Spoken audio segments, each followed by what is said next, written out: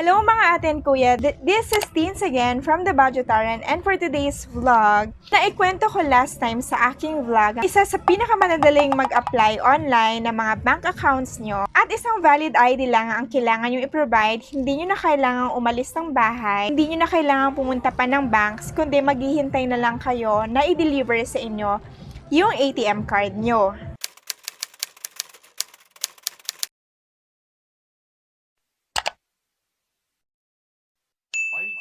Isa na natin yung detailed step-by-step na pag-apply bank account sa Union Bank.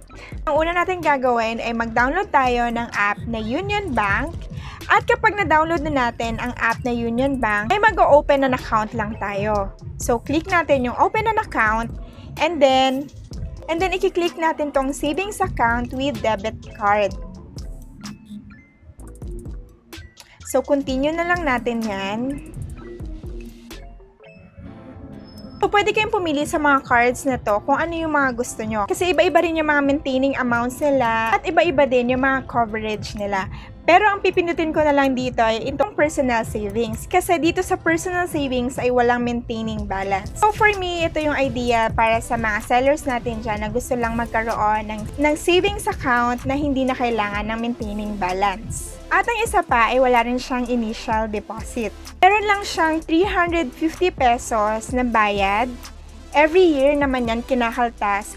Pero hindi ka mababawasan ng 350 pesos kada taon kung na-maintain mo yung 10,000 sa account mo. Pero nga, gaya ng sinabi ko, kung hindi ka nakaka-maintain ng 10,000, ay saka lang sila magdededuct ng 350 pesos every year naman yon. Select na natin tong personal savings.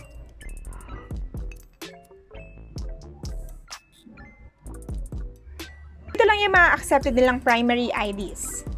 Una, yung passport, driver's license, SSS ID, PRC ID, UMID ID, and Postal ID. So, i-next lang natin siya. And then, accept. So, ilagay lang natin dyan yung email address nyo. Huwag itong email address ko, yung email address nyo, yung contact number nyo. And then, ini-next lang natin ulit. So, makakatanggap tayo ng message ng OTP. I-input lang natin. So, i-sign up lang natin ito. So, Miss. And then, ang ating name, middle name, last name,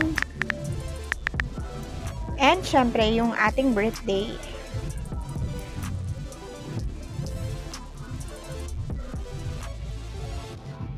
And then, click Next. So, create lang tayo ng user ID na gusto natin.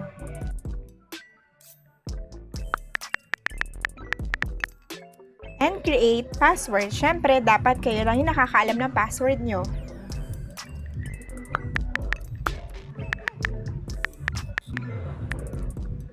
So, enable lang natin. Pwede namang hindi. Sunod yung nationality natin, Filipino, birthplace,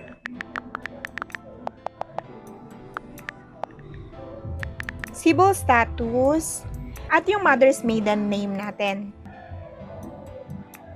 So, fill up lang natin yung mga present address natin.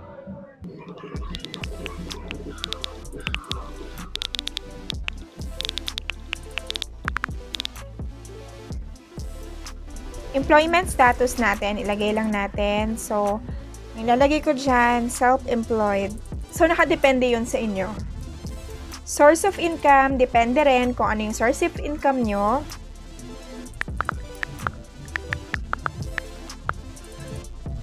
Once okay na fill up natin itong page na to, ay i-click lang natin itong next.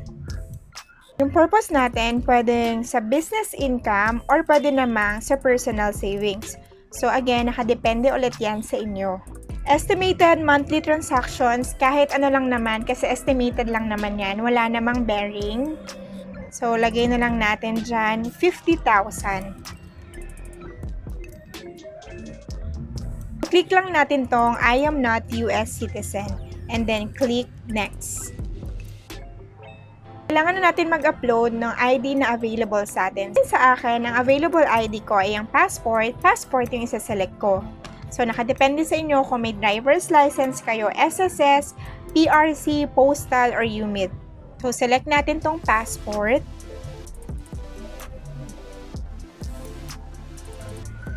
And then, continue. Kailangan natin mag-selfie ng mukha natin. Click lang natin yung continue.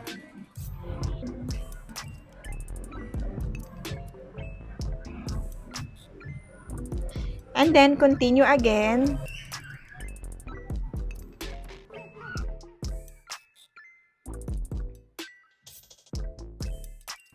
So, kailangan natin mag-sign. And then, after that is next natin. Kailangan pala natin mag-sign ng 3 beses. So, review lang natin lahat ng pinil upan natin. And then, syempre, I agree and then submit. So, makaka-receive tayo ng email at saka ng notification na congratulations, application for account opening has been successfully submitted.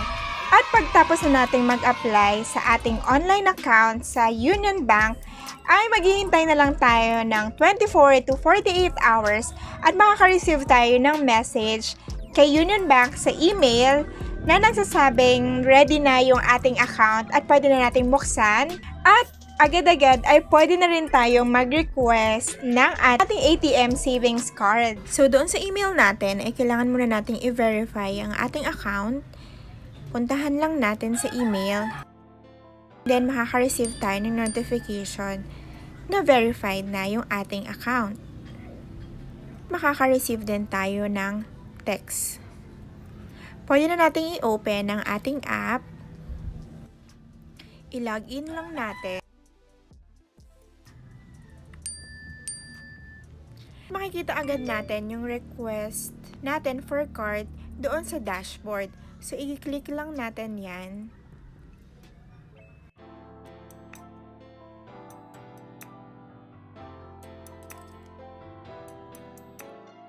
Make sure lang na tama yung nilagay nating mga address kasi dyan mismo nila i-deliver yung mga cards natin.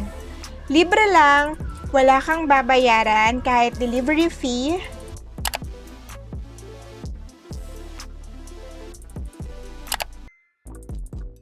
Hihintay lang tayo ng 5 to 10 working days para ma-receive na natin yung cards sa ating complete address na ibinigay. So again, may dinideduct si Union Bank na 350 pesos per year sa ating mga accounts. Pero mawi-waive naman yung 350 pesos na yon kapag na-maintain natin yung 10,000 sa ating mga savings account.